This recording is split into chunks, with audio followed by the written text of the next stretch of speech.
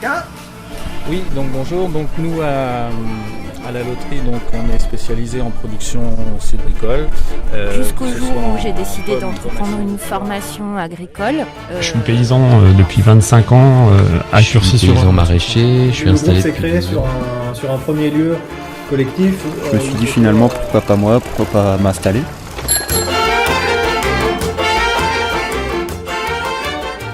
Bonjour, vous écoutez Ça compose dans ton poste, la nouvelle émission de radio citoyenne participative autour des enjeux agricoles et alimentaires et des questions d'installation agricole. Cette émission est présentée par les bénévoles de l'association Terre de Liens Normandie et vous sera proposée de manière hebdomadaire grâce à un réseau de radio Haut et Bas Normande. Cette semaine, nous partons dans la Manche, à Sédouy, rencontrer Alain et Patricia, les premiers paysans installés par Terre de Liens Normandie. Éleveurs de brebis laitières et de porcs, ils vont vous raconter l'histoire de leur installation et leur façon de travailler. Ça compose dans ton poste, c'est tout de suite à Sédouy.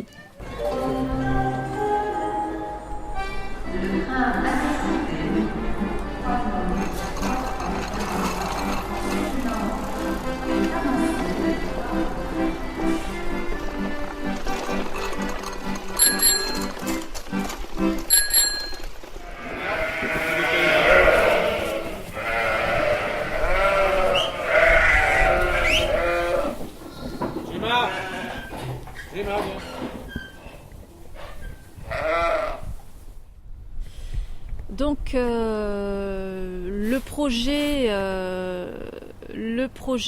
on l'avait en tête depuis plusieurs années déjà. Quand on a trouvé l'opportunité de s'installer ici à Sédouy, à Guilberville, il y a eu une première activité agricole au nom de Alain, 5 ans auparavant. Alain est du milieu agricole. Et je pense que si j'avais pas rencontré un agriculteur, je serais peut-être pas dans ce genre de projet. On cherchait plus ou moins activement donc une ferme qui pourrait se prêter à notre activité et qui serait en location. C'était a priori la condition sine qua non parce qu'on n'avait pas d'apport à mettre sur le foncier ou du bâti et qu'on pensait que les banques ne nous suivraient pas si on n'avait pas d'apport personnel là-dessus. Donc on cherchait une ferme en location. Et on était en lien avec des maraîchers installés ici, propriétaires des lieux. On a appris qu'ils mettaient en vente, qu'ils voulaient quitter les lieux. Et on a quasiment aussitôt entendu parler de Terre de Liens et du fait qu'ils cherchaient des porteurs de projets sur la région. Et les choses se sont bien goupillées.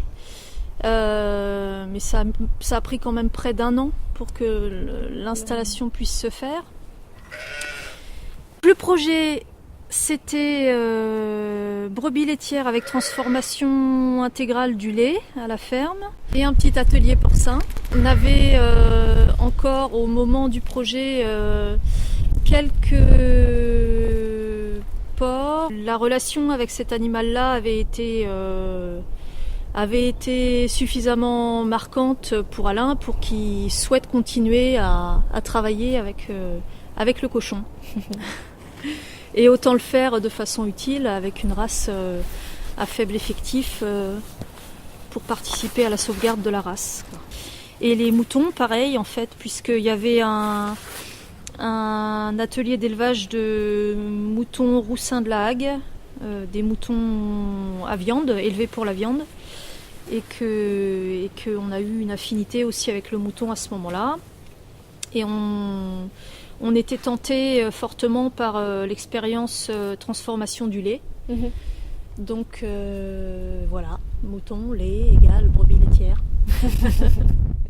Le projet pour les brebis laitières, c'était de développer un troupeau de lacones, essentiellement, tout en gardant les quelques cotentines qu'on avait à ce moment-là. La cotentine, c'est une race locale, oui. Laitière aussi Non, c'est plutôt une brebis à viande qui a un lait, un volume de lait moins important mais plus concentré. On a officiellement 12 hectares 5 de surface agricole utile, donc pâturable ou apte à être mise en culture. Et à cela s'ajoutent quelques hectares qu'on a réussi à grappiller grâce au soutien de nos voisins. Et puis on a récupéré aussi quelques hectares à une dizaine de kilomètres d'ici pour pouvoir là produire des céréales si on le souhaite. Mais tout ça ne nous mène pas encore à l'autonomie alimentaire pour les animaux. Dans l'idéal, il faudrait quoi, une vingtaine d'hectares pour être autonome ? 20, 25 vraiment idéalement, je pense, pour pouvoir être autonome en fourrage, en céréales et puis en légumineuses qui peut être sous la forme de luzerne notamment. Donc il faudrait réussir à augmenter la surface encore davantage, un petit peu, quelques hectares, quoi. D'accord. On a des perspectives, des choses qui doivent se débloquer, notamment avec l'association foncière Terre de Liens qui a rendu en fait notre projet possible. C'est un partenaire sans lequel le projet à Sédoué n'aurait pas été possible, puisque cette association foncière qui fonctionne, qui rassemble l'épargne des particuliers,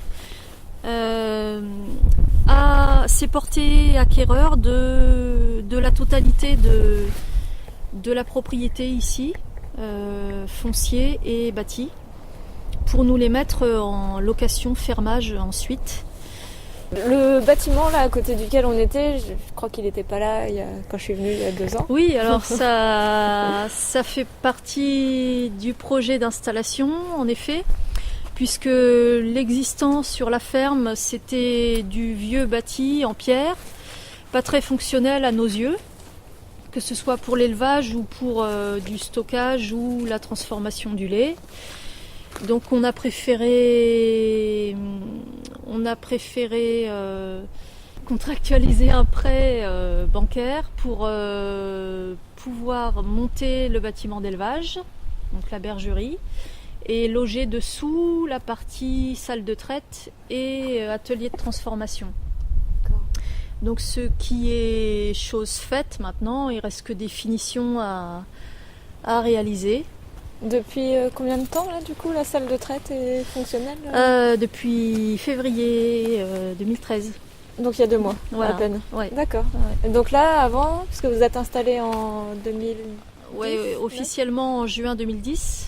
Donc ça faisait presque 2 ans ou... Contrayé à la main. À la main. Oui. Donc ce qui vous représentait, je sais pas combien d'heures de travail. Ça pouvait aller au plus long et selon les difficultés qu'on peut rencontrer avec certaines brebis, jusqu'à 2h30 par traite.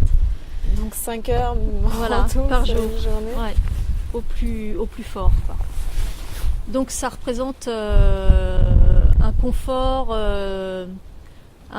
de travail, un gain de temps essentiellement qui est considérable.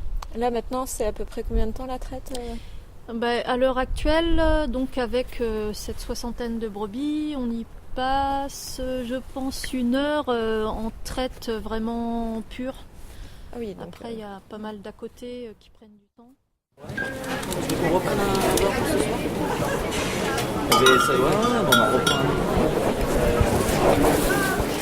Alors du coup, aujourd'hui, c'était le jour de marché à Salo. Est-ce que c'est le seul marché que vous faites ? Alors on fait un autre marché à la ferme chez une maraîchère à 10 km de Sédouy. Il y a 5 producteurs et c'est sur Saint-Bigorre-des-Monts, le mercredi soir. Et sinon actuellement c'est le seul marché qu'on fait, comme on n'a pas beaucoup de production, et on va rajouter des marchés en cours d'année, là avec la belle saison. Sinon on travaille avec des AMAP, des collectifs d'achat, des choses dans le genre, et c'est en train de se développer au niveau de ces lieux de vente là. Quand vous dites peu de production, c'est-à-dire il y a quelle quantité de lait ou de fromage vous produisez en ce moment? Pour des producteurs de vaches, ça va paraître un peu ridicule, mais on a passé la barre fatidique des 10 litres hier matin à la traite. En gros, on a 18 litres par jour. D'accord. Et donc avec 18 litres par jour, qu'est-ce qu'on produit? Qu'est-ce qu'on propose à vendre aux clients? Pour l'instant, on fabrique des fromages lactiques, genre fromage de chèvre. Donc frais, demi-sec, sec. Fromage, tout ce qui est fromage blanc préparé aux herbes, yaourt. Et puis là, dès que le volume de lait va augmenter, on va refaire de la tome, de la feta, et on va essayer les crèmes aux œufs si on est d'accord. On a essayé pour nous. Satisfait du résultat? C'est très satisfaisant. Ouais. Donc après, il y a la viande qu'on fait une fois par mois, normalement, mais bon, là, j'arrive pas à suivre au niveau viande.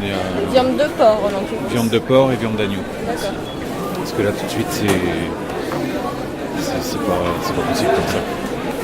Le coût des céréales bio est trop important. Donc, travailler sur l'autonomie un peu en céréales, bon, même pour les brebis, on a besoin. C'est le poste important. Ouais, de dépenses. Bonjour madame. Vous n'avez plus rien? Vous avez une préférence pour un des fromages si vous en avez un à conseiller? Quand on les voit pas, c'est vrai que c'est pas facile. Non, mais je les connais bien en même temps. Moi, ma préférence, c'est les fromages frais. Alors ceux-là, habituellement. Ceux-là qu'on imagine bien frais. Voilà. Et les plus affinés, moi, je préfère. Jusqu'au plus sec, tout sec qu'on râpe et que ça fait office de parmesan, c'est parfait. Si vous souhaitez rencontrer Alain et Patricia, rendez-vous le mercredi soir au marché de producteurs de la ferme de la Citelle à Saint-Vigor-des-Monts, ainsi que le samedi matin au marché de Saint-Lô. Vous pouvez continuer à soutenir le projet en devenant épargnant solidaire pour la bergerie de Sédouy. Pour plus d'informations, rendez-vous sur le site internet terreliennormandie.org. La réalisation de cette émission fut possible grâce au soutien du programme européen Jeunesse en Action. Et si vous souhaitez nous rejoindre, une seule adresse, sacompostdantonposte@gmail.com. Merci aux radios participantes qui nous diffusent toujours plus nombreuses. À Rouen, le lundi sur R2R à 10h30 et 15h30, ainsi que sur HDR à 18h10. À Flamanville, sur Radio Flamme entre 7h et 10h. Le vendredi à 11h15 sur Radio Coup de Foudre à Carouge. Le samedi à Alençon sur Radio Pulse à midi, mais aussi à 9h sur 666 pour les Canets. D'ici là, n'oubliez pas la visite de la ferme de la Tuilerie à la Lande de Goût dans l'Orne qui aura lieu le dimanche 21 avril à 15h. Ça composte dans ton poste, c'est terminé pour aujourd'hui. Rendez-vous la semaine prochaine pour une émission sur la ferme des Bouillons. À la semaine prochaine. Quelqu'un ?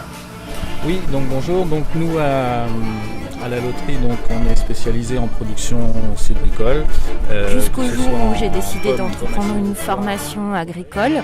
Je suis paysan depuis 25 ans, à paysan maraîcher, je suis installé. Le groupe s'est créé sur un premier lieu collectif. Je me suis dit finalement pourquoi pas moi, pourquoi pas m'installer.